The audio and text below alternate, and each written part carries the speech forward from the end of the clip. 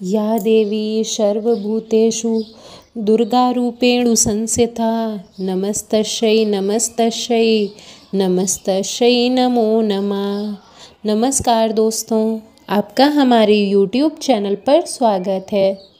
आज मैं आपको दुर्गा सप्तशती का 5वां अध्याय सुनाने जा रही हूँ। ओम इस उत्तर चरित्र के रुद्र ऋषि हैं, महासरस्वती देवता हैं, अन्नपुष्ट छंद हैं, भीमा शक्ति है, भ्रमरी बीज है, सूर्य तत्व है और सामदेव स्वरूप है।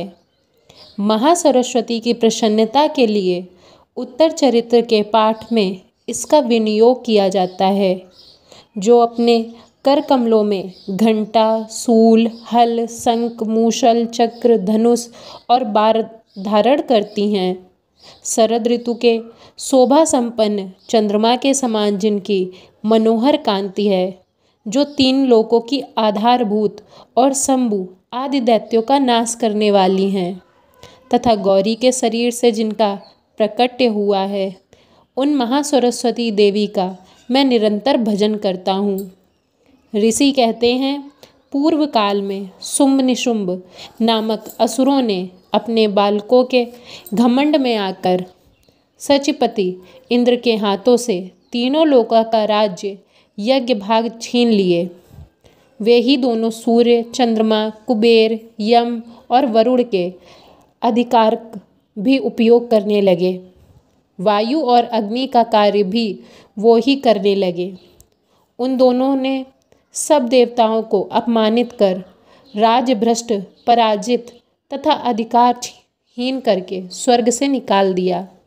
उन दोनों महान असुरों ने तिरस्कृत देवताओं ने अपराजित देवी का स्मरण किया और सोचा, जगदम्बे ने हम लोगों को वर दिया था कि आपत्ति काल में स्मरण करने पे मैं तुम्हारी सब आपत्तियों को तत्काल नाश कर दूंगी।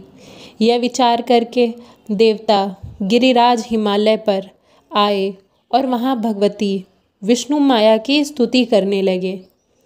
देवता बोले, देवी को नमस्कार है, महादेवी शिवा को सर्वदा नमस्कार है, प्रकृति एवं भद्रा को प्रणाम है। हम लोग नियम पूर्वक जगदम्बे को नमस्कार करते हैं, रौद्र को नमस्कार है, नित्य गौरी तथा धात्री को बारंबार नमस्कार है, चंद्र रूपिणी एवं सुख स्वरूपा देवी को सत सत प्रणाम है, शरणागतों का कल्याण करने वाली वृद्धि एवं सिद्ध स्वरूपा देवी को हम बारंबार नमस्कार करते हैं। राजाओं की लक्ष्मी तथा सर्वणी सर्वरूपा आप जगदम्बा को हम बारंबार नमस्कार करते हैं। दुर्गा, दुर्गपरा, सारा, सर्वकारिणी, ख्याति, कृष्णा एवं धूम्र देवी को हम सर्वदा नमस्कार करते हैं। अत्यंत सौम्य तथा अत्यंत रुद्र रूपा देवी को हम नमस्कार करते हैं। उन्हें हमारा बारंबार प्रणाम है। जगत की आधारभूत कृति देवी को बारंबार नमस्कार है। जो देवी सभी प्राणियों में विष्णु माया के नाम से कही जाती हैं, उन्हें हम नमस्कार करते हैं। उनको मेरा बारंबार नमस्कार है। जो देवी सभी प्राणियों में चेतना कहलाती हैं, उनको नमस्कार है। जो देवी सब प्राणियों में बुद्धि रूप में स्थित हैं, उनको नमस्कार है। जो देवी सब प्राणियों में निद्रा रूप से स्थित हैं, उनको हमारा नमस्कार है। जो देवी सभी प्राणियों में क्षुब्ध रूप में स्थित हैं, उनको हमारा नमस्कार है। जो देवी सब प्राणियों में छाया रूप में स्थित हैं, उनको हमारा नमस्कार है। जो देवी सब प्राणियों में शक्ति रूप में स्थित हैं, उनको हमारा नमस्कार है। जो देवी सब प्राणियों में तृष्णा रूप से स्थित हैं, उनको हमारा नमस्कार है। जो देवी सब प्राणियों में शांति रूप से, क्षमा रूप से स्थित हैं, उनको हमारा बारंबार नमस्कार है। जो देवी सभी प्राणियों में जाति रूप में स्थित हैं, उनको हमारा नमस्कार है। जो देवी सभी प्राणियों में लज्जा रूप में स्थित हैं, उनको हमारा नमस्कार है। जो देवी सभी प्राणियों में स्मृति रूप में स्थित हैं, उनको हमारा नमस्कार है। जो देवी प्राणियों में दया रूप में स्थित हैं, उनको हमारा नमस्कार है। जो देवी सभी प्राणियों में तुष्टि रूप में स्थित हैं, उनको हमारा नमस्कार है। जो देवी प्राणियों में भ्रांति रूप में स्थित हैं, उनको हमारा नमस्कार है। जो जीवों के इंद्र वर्ग की अधिदात्री देवी हैं, उनको हमारा नमस्कार है। जो देवी चैतन्य रूप में इस संपूर्ण जगत को व्याप्त करके स्थित हैं, उनको हमारा नमस्कार है। पूर्व काल में अपने अभिवष्ट की प्राप्ति होने से देवताओं ने जिनकी स्तुति की तथा देवराज इंद्र ने बहुत दिनों तक जिनका सेवन किया, वह कल्याण की साधनभूत ईश्वरी हमारा कल्याण और मंगल करें तथा सारी आपत्तियों का नाश कर डालें। दैत्यों से सताए हुए हम सभी देवता जिन परमेश्वरी को इस समय नमस्कार करते हैं तथा जो भक्ति विनम्र पुरुष द्वारा स्मरण किए जाने में तत्काल ही संपूर्ण विपत्तियों का नाश कर देती हैं, वो जगदम्बा हमारे संकट दूर करें। ऋषि कहते हैं, राजन, इस प्रकार जब देवता स्तुति कर रहे थे, उस समय पार्वती जी गंगा जी के जल स्नान करने के लिए वहाँ आईं। उन सुंदर भाव वाली भगवती ने देवताओं से पूछा, आप लोग यहाँ किसकी स्तुति करते हैं? तब उन्हीं के शरीर कोश से प्रकट हुई शिवा देवी बोली, शुंभ दैत्य से तिरस्कृत और युद्ध में निशुंभ से पराजित हो यहाँ एकत्रित हुए ये समस्त देवता ये मेरी ही स्तुति कर रहे हैं। पार्वती जी के शरीर कोश से अंबिका का दुप्रभाव हुआ था, इसलिए वे समस्त लोकों में कौशिकी कही जाती हैं। कौशिकी के प्रकट होने के बाद पार्वती का शरीर काले रंग हो गया, अतः वे हिमालय पर रहने वाली कालिका देवी के नाम से विख्यात हुई। तदंतर सिंभ निशुंभ के चंड मुंड वहाँ आए और उन्होंने परम मनोहर रूप धारण करने वाली अंबिका देवी को देखा। फिर वो शुंभ के पास जाकर बोले, महाराज, एक अत्यंत मनोहर स्त्री जो अपनी दिव्य कांति से हिमालय को प्रकाशित कर रही है, वैसा उत्तम रूप कहीं किसी का नहीं देखा होगा। असुरों को पता लगाइए वह देवी कौन है और उसे ले लीजिए। स्त्रियों तो वह रत्न हैं, उनका प्रत्येक अंग बहुत ही सुंदर है तथा वे अपने श्री अंगों की प्रभा से संपूर्ण दिशाओं में प्रकाश फैला रही हैं। दैत्यराज, अभी वह हिमालय पर ही मौजूद है, आप उसे देख सकते हैं। प्रभु, तीनों लोकों में मणि, हाथी और घोड़े आदि जितने भी रत्न हैं, वो सब इस समय आपके घर में शोभा पाते हैं। हाथियों में रत्नभूत ऐरावत, यह पराजित का वृक्ष एवं श्रव घोड़ा, ये सब अपने इंद्र से ले लिया है। हंसों से जुता हुआ यह विमान भी आपने अपने आंगन में शोभा पाता है। यह रत्नभूत अद्भुत विमान है जो पहले ब्रह्मा जी के पास था, अब आप यहाँ ले आए हैं। ये महापज्ञ नाम का निधि आप कुबेर से छीन लाए हैं।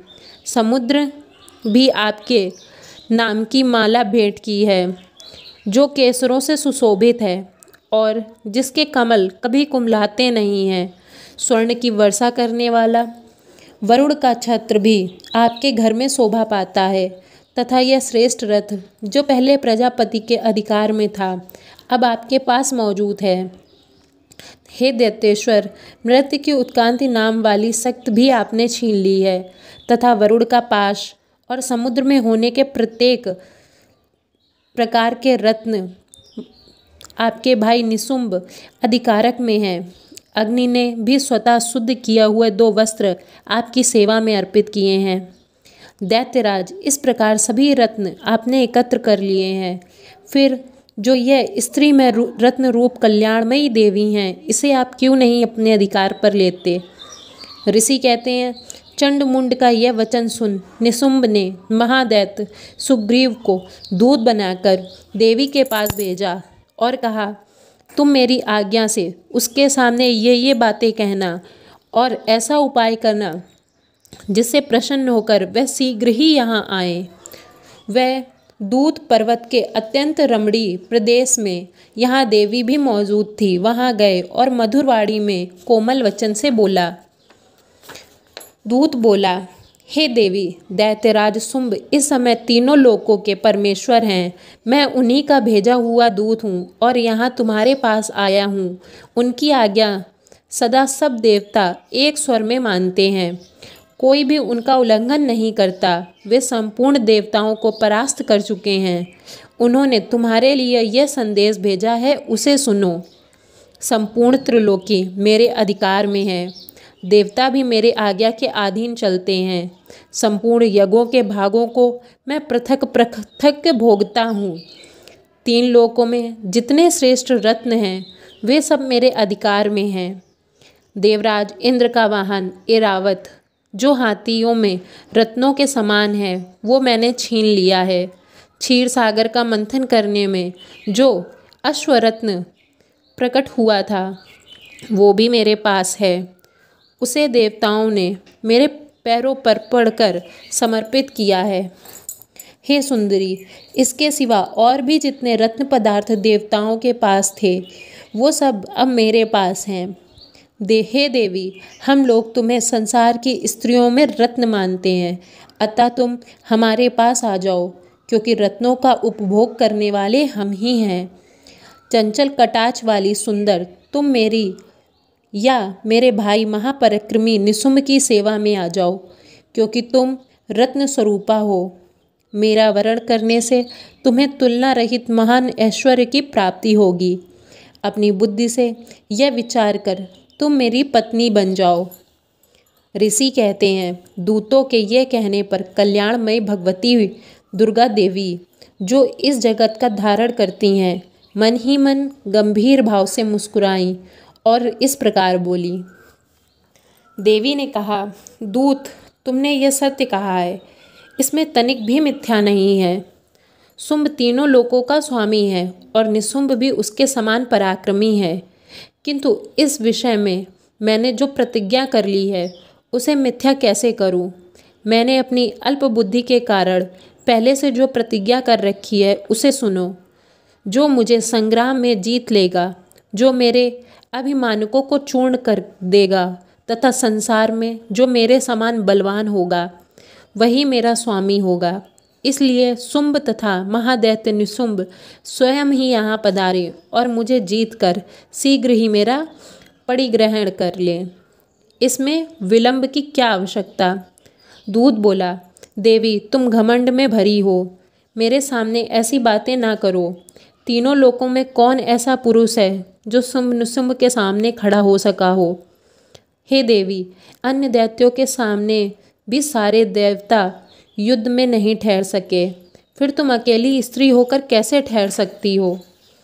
जिन शुंभ आदि दैत्यों के सामने इंद्र आदि सभी देवता भी युद्ध में खड़े नहीं हुए, उनके सामने तुम स्त्री होकर कैसे जाओगी? इसलिए तुम ही मेरे कहने से शुंभ निशुंभ के पास चलो।